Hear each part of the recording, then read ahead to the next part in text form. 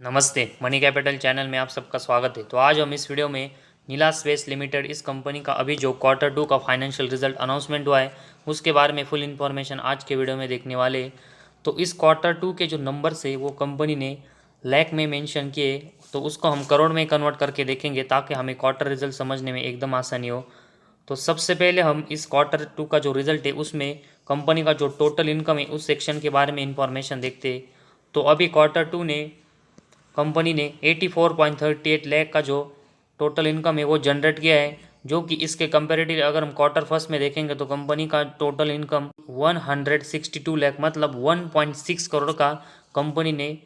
Total income generate किया था, जो कि अभी हमें ये कम होकर 84 लाख तक आते हुए देखने को मिला है। तो क्वार्टर फर्स्ट में जो कंपनी का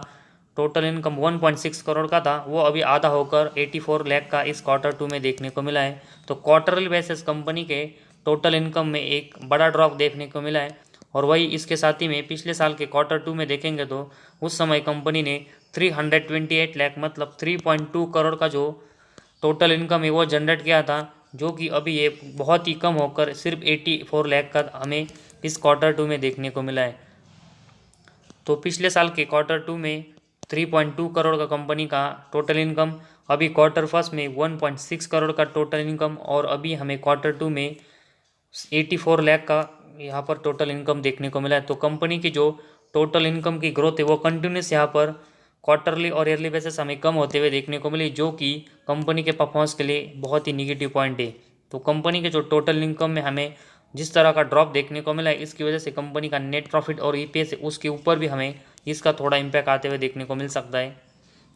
तो कंपनी का जो टोटल इनकम है वो हमें 84 लाख का देखने को मिला है, जो कि इसके कंपेरेटिव अगर हम टोटल एक्सपेंस देखेंगे तो ये हमें 104 लाख मतलब 1 करोड़ का देखने को मिला है। तो कंपनी ने जितना टोटल इनकम जनरेट किया है उससे ज़्यादा कंपनी का एक्सपेंस हुआ है, और उसी की वजह से अगर हम देखेंगे तो अभी क्वार्टर टू में कंपनी का प्रॉफिट फॉर द पीरियड हमें मतलब नेट प्रॉफिट -13 लाख का यहाँ पर देखने को मिला है। तो ऐसे में कंपनी अभी क्वार्टर टू में हमें लॉस करते हुए देखने को मिली है, जो कि अगर हम क्वार्टर फर्स्ट में देखेंगे तो उस समय कंपनी का जो नेट प्रॉफिट है वो 23 लाख का था। तो 23 लाख के कंपेरेटिवली -13 करोड़ का कंपनी का लॉस अभी क्वार्टर टू में देखने को मिला है। तो प्रॉफिट से कंपनी क्वार्टरली बेसिस लॉस में आई है। तो ऐसे में कंपनी के परफॉर्मेंस के लिए एक निगेटिव बात है। तो पिछले साल के क्वार्टर टू में कंपनी जो 25 करोड़ का लॉस करते हुए देखने को मिली है, वो लॉस अभी हमें इस क्वार्टर टू में -13 करोड़ का होते हुए देखने को मिला। तो पिछले साल के क्वार्टर सेकंड में अगर हम देखेंगे तो कंपनी 25 करोड़ का लॉस करते हुए देखने को मिली, जो कि अभी ये लॉस हमें कम होकर -13 का इस क्वार्टर टू में देखने को मिला है। तो ईयर और ईयर बेसिस कंपनी का जो लॉस है वो हमें कम होते हुए देखने को मिला है, लेकिन अभी भी कंपनी जो लॉस में है इसकी वजह से कंपनी के परफॉर्मेंस के लिए ये भी निगेटिव बात है। तो ज़रूर कंपनी ने ईयर और ईयर बेसिस हमें जो लॉस है वो कम करते हुए देखने को मिली। इसकी वजह से कंपनी के शेयर में हमें थोड़ी सी यहाँ पर तेज़ी कुछ शॉर्ट टर्म में देखने को मिल सकती है, लेकिन अगर हम कंपनी के परफॉर्मेंस के नज़र से देखेंगे तो जब तक कंपनी हमें प्रॉफिट में आते हुए देखने को नहीं मिलती तब तक हम इस कंपनी में यहाँ पर इन्वेस्टमेंट के बारे में नहीं सोच सकते, और कंपनी एक अच्छे रिटर्न हमें लॉन्ग टर्म के नज़र से देते हुए देखने को नहीं मिल सकती। तो कंपनी का नेट प्रॉफिट का जो सेक्शन है उसमें भी कंपनी हमें अभी भी लॉस मेकिंग देखने को मिली है। इसके बाद कंपनी का ईपीएस है उसके बारे में हम इंफॉर्मेशन देखते हैं। तो अभी कंपनी का जो ईपीएस है वो इस क्वार्टर टू में हमें 0 देखने को मिला है, जो कि क्वार्टर फर्स्ट में 0.01 देखने को मिला है। तो कंपनी का जो ईपीएस है ये वो 0 होना ये कंपनी के परफॉर्मेंस के लिए बहुत ही निगेटिव बात होती है, जो कि अभी कंपनी के लिए देखने को मिला है। और उसके साथ ही में पिछले साल के क्वार्टर टू में देखेंगे तो उस समय कंपनी के ईपीएस -0.01 था, जो कि अभी डायरेक्ट हमें ये 0 देखने को मिला है। तो पिछले साल के क्वार्टर सेकंड में देखेंगे तो कंपनी का ईपीएस जो माइनस में था वो कंपनी थोड़ा सा इंप्रूव जरूर करते हुए देखने को मिली, लेकिन कंपनी का जो ईपीएस है वो अभी भी 0 है। तो ऐसे में कंपनी को प्लस में ईपीएस जनरेट करना पड़ेगा ताकि कंपनी की एक अच्छी ग्रोथ हो।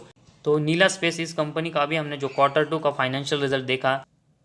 उसमें कंपनी का जो टोटल इनकम है वो हमें क्वार्टरली और ईयरली बेसिस दोनों बेसिस पर यहाँ पर इसमें बड़ा ड्रॉप देखने को मिला है, जो कि कंपनी के परफॉर्मेंस के लिए एक निगेटिव बात है। तो ज़रूर कंपनी ने ईयर और ईयर बेसिस कंपनी का नेट प्रॉफिट और ईपीएस है वो यहाँ पर थोड़ा सा इम्प्रूव किया है, लेकिन अभी भी कंपनी का जो नेट प्रॉफिट है वो अभी क्वार्टर टू में माइनस में देखने को मिला है, और उसके साथ ही में कंपनी का ईपीएस है वो अभी हमें क्वार्टर टू में यहाँ पर 0 देखने को मिला है। तो ऐसे में कंपनी ने परफॉर्मेंस ज़रूर थोड़े से इंप्रूव किए, लेकिन कंपनी लॉस मेकिंग और 0 परफॉर्मेंस जो ईपीएस में करते हुए देखने को मिली है। तो ऐसे में कंपनी जब तक नेट प्रॉफिटेबल होते हुए देखने को नहीं मिलती और कंपनी अपना जो ईपीएस है वो यहाँ पर प्लस में हमें जनरेट करते हुए देखने को नहीं मिलती, तब तक हम इस कंपनी में इन्वेस्टमेंट के बारे में नहीं सोच सकते। तो ज़रूर कंपनी ने परफॉर्मेंस थोड़ा सा इंप्रूव नेट प्रॉफिट और ईपीएस में किया है, उसकी वजह से शॉर्ट टर्म में हमें एक थोड़ी सी तेज़ी इस कंपनी के शेयर में देखने को मिल सकती है। लेकिन कंपनी जो लॉस मेकिंग और 0 परफॉर्मेंस करते हुए देखने को मिली, इसकी वजह से लॉन्ग टर्म के नज़र से और कंपनी के परफॉर्मेंस के नज़र से ये निगेटिव बात, और इसी वजह से एक अच्छे रिटर्न के लिए अभी हम इस कंपनी में इन्वेस्टमेंट नहीं कर सकते जब तक कंपनी नेट प्रॉफिटेबल नहीं होती।